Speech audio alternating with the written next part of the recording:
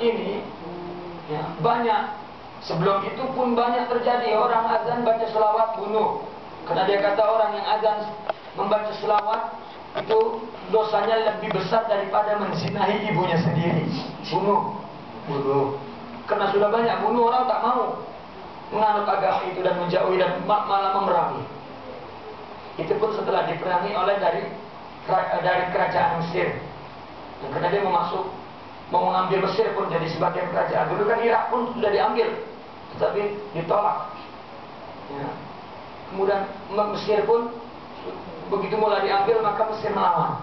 Setelah Mesir melawan kalah, maka Irak, Suriah masuk ke dalam negara Mesir. Dulu mau diambil dengan negara Saudi, dilawan oleh Mesir, kalah. Ya. Kalah Yahudi, tapi Saudi.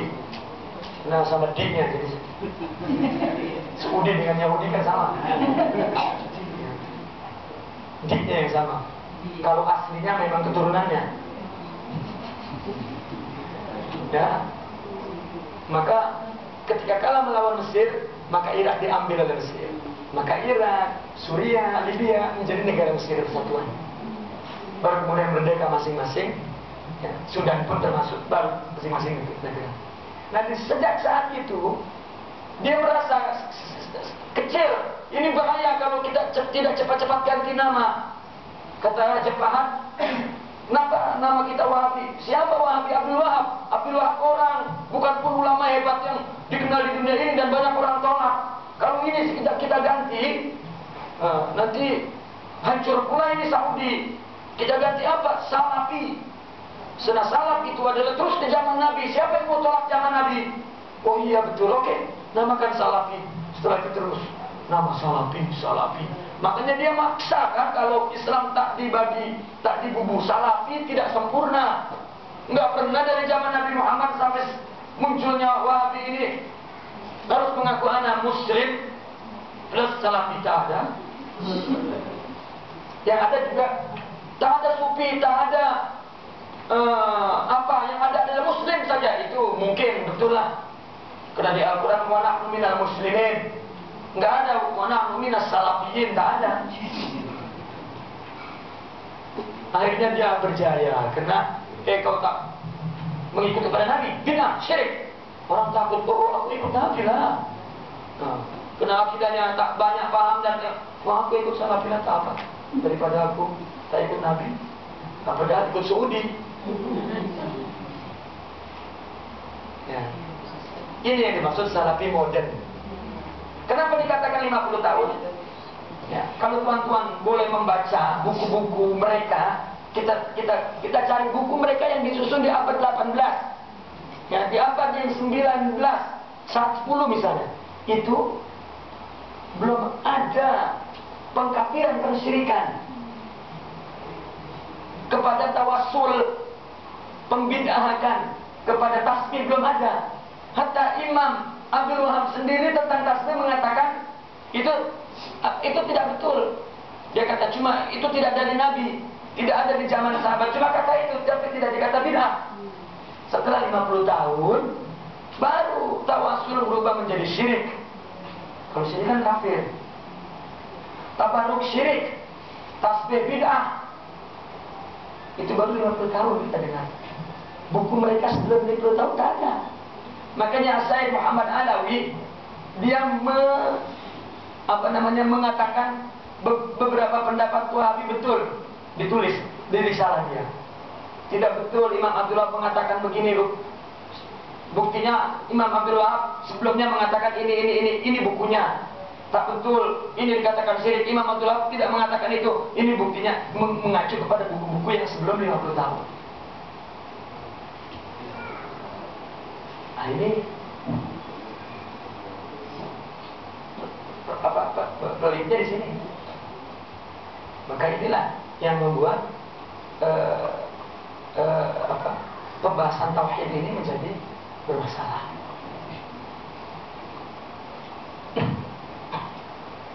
Oke, selanjutnya kata Syekh Yusuf, saya persembahkan kepada pembaca hakikat kebenaran. Kata beliau, pertama-tama yang perlu kita pahami bahwa rububiyah dan uluhiyah adalah sesuatu yang tidak bisa dipisahkan. Karena tidak ada pencipta selain Allah. Ini ditepis secara fakih oleh Al-Quran dan hadis. Dan juga tidak ada yang disembah selain Allah. Ya. Maka tauhid rububiyah dan tauhid uluhiyah sama-sama mengandung arti berhak disembah, baik secara urfi yang kita kenal dilakukan oleh umat Islam, tradisi, atau secara syar'i berdasarkan Al-Quran dan hadis. Artinya berada kepada salah satunya berarti juga berada pada yang satunya. Kalau orang tauhid rububiyah ya uluhiyah, tauhid uluhiyah ya rububiyah, nggak ada dibagi-bagi. Karena gara-gara dibagi ini nanti ada yang diiman, yang dianggap beriman orang musyrik dan dianggap musyrik orang beriman. Dan itu sudah terjadi. Kalau tidak timbul ini mungkin itu tak kisah apa. Tidak dikritik sangat. Ya, tidak sampai ada orang yang mengatakan kafir. Ya.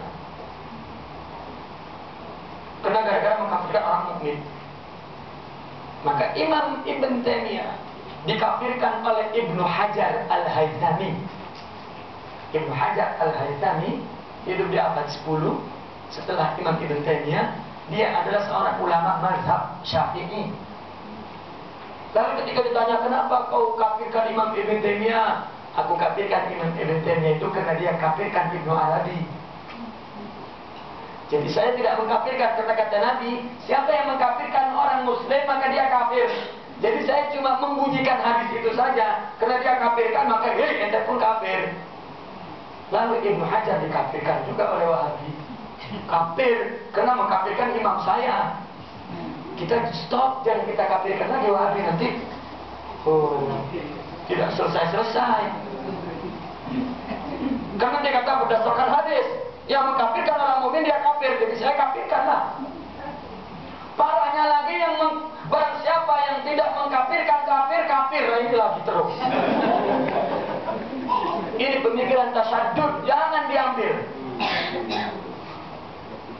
Siapapun yang mengatakan. Karena kafir mengkafir ulama itu bukan kafir mengeluarkan dia dari Islam, tetapi Nabi bersabda, "Man taraka sholata faqad kafar." Yang tinggal sholat kafir. Kafir dalam sholat, kafir maknanya kharaj, keluar dari sholat, bukan keluar dari Allah. Kecuali barang siapa yang tidak meyakini, percaya bahwa sholat itu dari Allah, sholat itu wajib, tidak percaya bahwa Muhammad itu Rasul, baru kafir. Kalau orang salah cara tawasul, salah cara ngomong, bermunajat, bukan kafir. Itu jahil. Jika orang tidak laksanakan ibadah, itu fasik. Kafir ini mahal harganya. Tidak boleh dijual belikan murah. Tanya juga, sambung, nyambung sedikit. Boleh tak seorang itu mengafirkan orang-orang kafir? Mengafirkan seseorang lain. Kalau dia yakin bahwa dia itu misalnya jahil, ya, yang mengkafirkan itu barangkali dia pahamlah tentang hukum Islam dan sebagainya. Lalu dia mengafirkan orang lain, sebab dia percaya kalau tidak dia kafirkan itu maka dia akan jadi kafir. Apa komentar?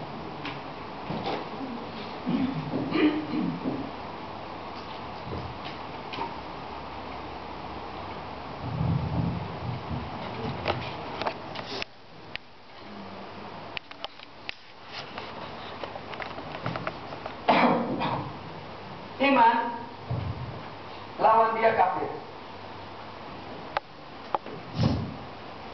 Iman arti iman tasdik. Tasdik mempercayai, meyakini. Tasdik. Berarti tasdik meyakini apa? Meyakini ada orang shadiq, orang yang jujur. Ya. Maka perkataan yang dikatakan akwal, perkataan yang dikatakan dia ini, maka berarti dikatakan sidq, benar. Shadiq ini bernama Muhammad SAW. Maka orang beriman meyakini bahwa Nabi Siddiq, dan sifat Nabi sebelum diangkat jadi Nabi pun memang Siddiq. Maka apa yang dikatakan Nabi, kita yakin, percaya. Maka jika kita mengakui Nabi ini Shadiq dan mengakui bahwa perkataannya Siddiq, maka orang itu disebut mukmin. Ini berkaitan dengan khobar.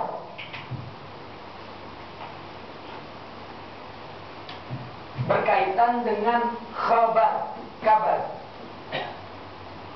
Maka yang namanya khabar ada kadzib, ada sidik. Yang namanya berita, ada berita bohong, ada berita benar. Tetapi berita ini datang dari shadiq yang punya sifat sidik, maka berita ini berarti sidik. Dan kita meyakini Nabi kabarnya adalah itulah orang mukmin. Meyakini saja. Nabi beritakan sholat, puasa, zakat, haji dan benar itu dari Allah. Nabi mengaku dia Rasul, kita benar mengakui, dan kemudian Quran itu dari Allah, kita mengakui. Sudah. Lalu permasalahannya ada dua, ada khobar, ada insya. Insya ini perintah dan larangan, amr dan nahi. Karena isi khobar ini adalah insya, amr dan nahi. Kalau dia mengakui isi khobar ini benar dari Allah, tetapi perintah khobar itu tidak dilaksanakan, maka yang tidak melaksanakan insya fasik, bukan kafir. Bukan. Masih. Dia mengakui Allah, Rasul, sholat wajib, tapi dia tak sholat. Masih. Fasik. Karena yang boleh mengkafirkan cuma Allah. Jadi dia tak boleh mengatakan. Tak boleh. Ustaz, kalau tidak melaksanakan disebabkan jahil satu, tapi ada juga dalam keadaan setelah memahami ilmu, tetapi disebabkan kepentingan tertentu menentang setelah mengetahui ilmu yang sidik dan sebagainya yang benar dan beriman tadi, tetapi disebabkan kepentingan tertentu tadi saya cakap Saudi ini kan, disebabkan kepentingan dan sebagainya menentang. Adakah itu tergolong dalam golongan kafir sebab salah satu rukun iman itu percaya itu meyakini kepada Al-Quran. Tetapi kalau kita tidak kalau kita menentang apa yang terkandung dalam Al-Quran, apakah itu tergolong dalam golongan menentang? Tidak melaksanakan karena dia berpaham lain. Tidak melaksanakan karena dia dengan bodohnya mengatakan ini tidak sesuai, belum sesuai, dan bodoh ya. Tapi dia mengakui bahwa itu betul dalam Islam. Yang penting mengakui saja, sudah cukup. Oke, sekarang kita rinci. Iman itu ada lisan, hati, dan amal. Orang pertama, lisan oke, hati oke, amal oke. Hukumnya apa di dunia dan akhirat? Dunia dan akhirat. Hukumnya di dunia muslim, di akhirat muslim, masuk surga, digoreng hisab terus. Firdaus. Yang kedua, lisan oke, hati oke, amal tak? Saya Islam lah, tapi tak ada amal. Ini kan termasuk tidak mengamalkan. Ya. Ini bukan mengamalkan apa-apa, tidak mengamalkan sholat, puasa, zakat. Ini yang lebih penting daripada daulah Islam. Kalau cuma daulah Islam tak apalah. Ya. Di Al-Quran banyak, bukan hanya daulah, terutama sholat, puasa, hukum pancung, hukum apa, hukum Islam katakan. Islam tidak pernah menyekek umat Islam karena kau tidak laksanakan kau kafir, karena sebab belum mampu dilaksanakan di kita. Tidak pernah memaksakan. Ada 3 perkara yang dalam keadaan terdesak tidak jadi kafir: bodoh, lupa, dan tidak dapat dilaksanakan kondisinya. Ini tidak dilaksanakan tidak mengapa. Tetapi kalau meyakini tidak ada, ini kafir, tidak dari Allah. Nah coba ini sekarang kita nilai hukum saja. Lisan oke, hati oke, amal tak ada sama sekali. Di dunia muslim, ya. Di akhirat muslim tapi masuk neraka, tidak abadi di neraka. Karena dia ngaku ada Allah dan ngaku ada Rasul. Nah, yang ketiga, ini maksudnya amal. Ini amal adalah sedikit, cuman banyak maksiat. Ketiga, lisan oke, hati oke, amal tak ada sama sekali. Ini pun masih sama, tidak abadi di neraka. Ya. Ini tidak abadi. Ini juga tidak abadi. Bagaimana kalau yang keempat? Lisan oke, hati oke, amal oke, hati tak oke. Atau yang kelima, ya, ini tak, ini sebenarnya bukan, ini terakhir ya. Ini tak, ini oke, tak, ini tak juga.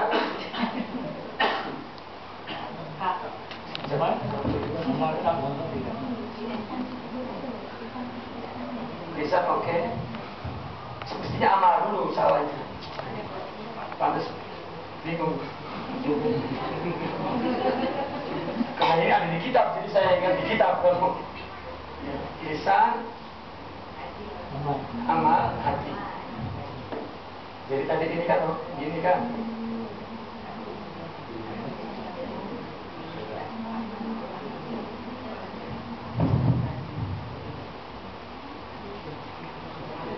Tak apa, susunnya bagaimana? Pas saya susunannya. Lisan oke, amal oke, hati tak. Nah ini sekarang misalnya.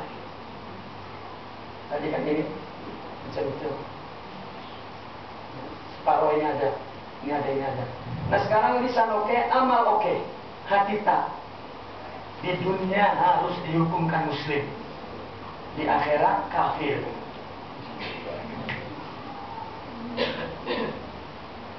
Lisan oke, amal oke, hati tak. Ya. Ini di dunia harus dihukumkan muslim.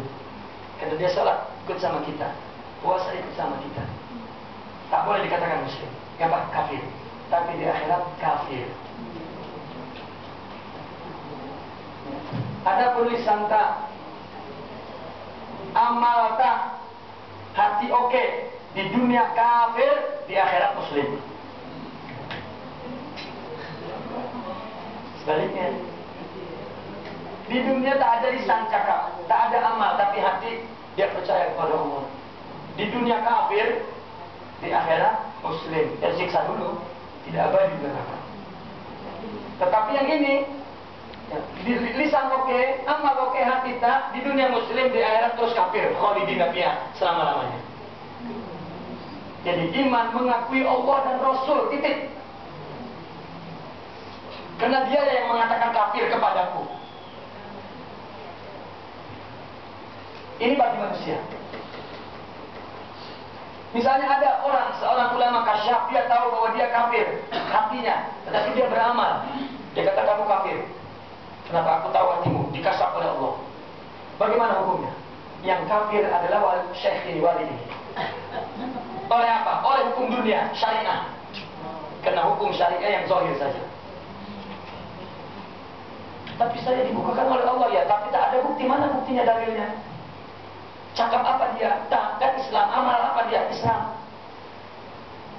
Tapi artinya kita tak tahu. Kecuali ada orang yang kafir bawah. Tak wajib itu sholat, tak wajib itu daulah, tak wajib itu hukum Islam. Kafir. Karena dia membantah khobar. Tapi mereka mengatakan ini lebih baik daripada itu, lebih patut daripada itu dan seterusnya. Itu kena hawa nafsu. Kena hawa nafsu. Kita banyak menolak pandangan Nabi Ini baik pandangan kita, gitu kan, hawa nafsu.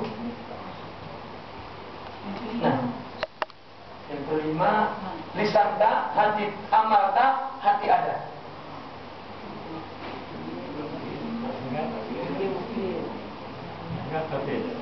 Dia akhirat kafir, karena hati tak ada. Lisan tak ada, hati ada, di dunia kafir, di akhirat musyrik. Kalau hati ada, musyrik. Ini pendapat Imam Al-Ghazali dalam Ihya Ulumuddin, dan juga pendapat Imam Asy'ariyah dan orang-orang sufi seluruhnya berpandangan seperti ini. Dan orang-orang mutakallimin untuk menetapkan kafir itu pelik, karena dia tolak khabar dulu. Tolak khabar. Jadi Ustaz nyambung lagi, maaf. Bergantung kepada kafir tidaknya bergantung kebanyakan daripada hati.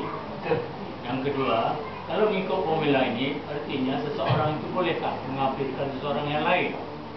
Ketiga, seperti yang Tuhan sebutkan tadi bahawa makhluk tak boleh mengkafirkan kecuali hanya Allah SWT.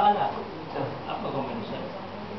Kita tak boleh mengkafirkan karena hukum kafir itu inzal minallah ilal ard.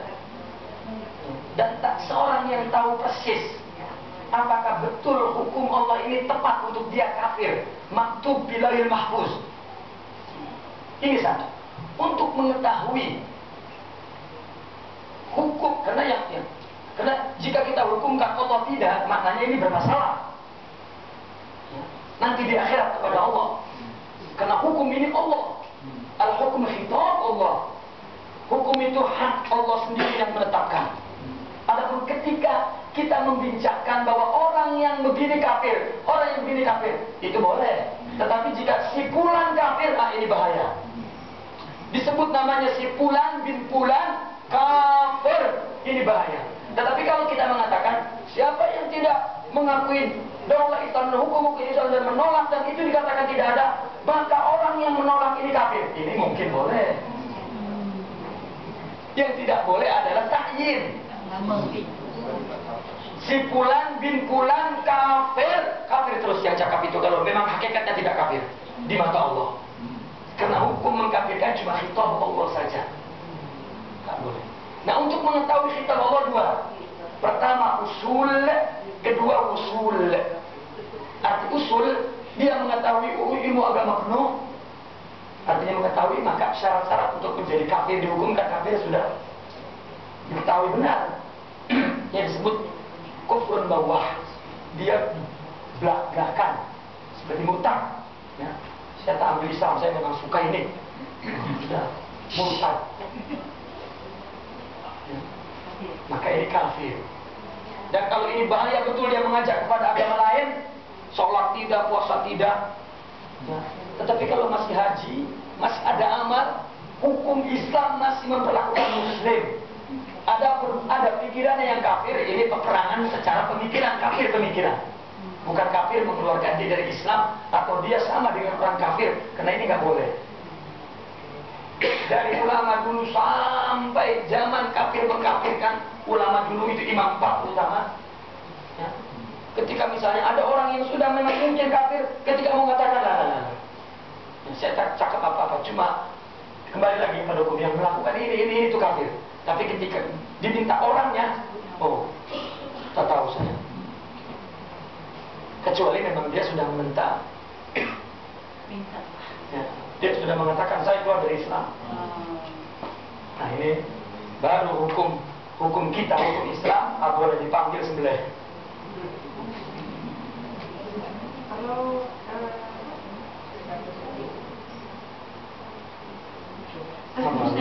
Kalau yang menghina Nabi Muhammad kafir. Kafir macam mana? Kafir keluar dari agama. Kan? Orang tu memang Murtad, musyrik. Ada 5 yang orang keluar dari agama musyrik, menghina Nabi Muhammad SAW.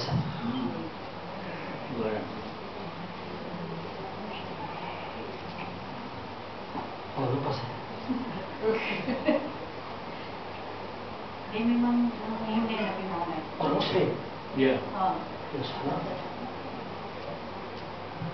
Kafir yang tidak diterima taubatnya. Tapi semua orang Menurut pendapat Abu Hanifah, menurut pendapat Syafi'i,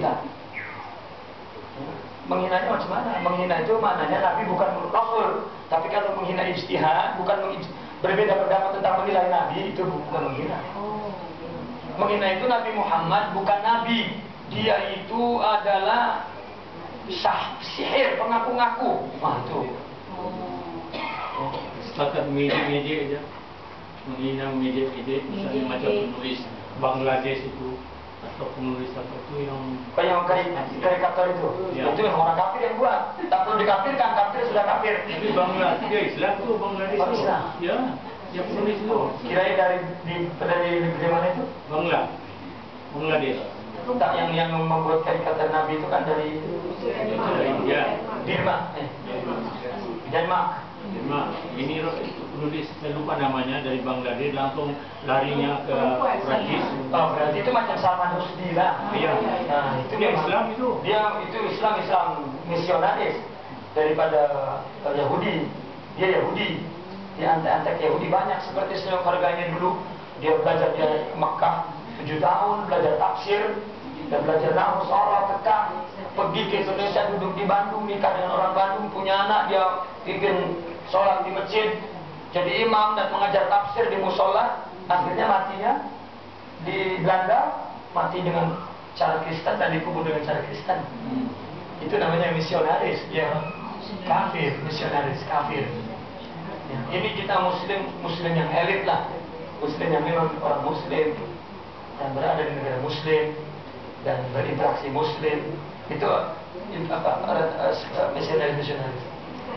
Kalau kata kita menengokkan perbuatannya boleh tak kita kata perbuatan tu dah macam orang kafir, macam perbuatan tu macam kafir. Jadi bermaksud tak bermaksud kita mengkafirkan dia ya. Itu tasyabuh.